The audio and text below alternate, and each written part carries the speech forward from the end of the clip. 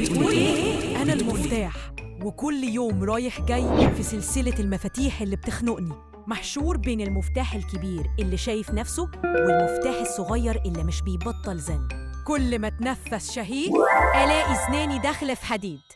يا جدعان شوية خصوصية، ده أنا متني على نفسي بقالي 3 سنين، واللي يقهر كلنا بنفتح حاجات، بس أنا الوحيد اللي بيفتح ده بالشقة، ومع كده محدش بيحترمني. أرن؟ لأ. إكسسوار؟ طبعاً المفتاح الذهبي هو اللي يتدلع. الريشة عندها مساحة ترقص، وأنا بحاول أعدل رقبتي في الزحمة. نفسي مرة أتنقل لوحدي في جيب، أعيش، أتنفس، أبقى مفتاح مستقل.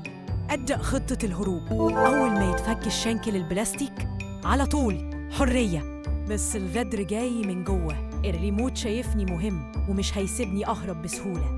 هو الحلم حرام على المفتاح ولا إحنا متعلقين من غير سبب؟ أنا المفتاح وبسأل سؤال بسيط: إمتى آخد مكاني اللي أستحقه؟ مش في جيب، في قلوبكم.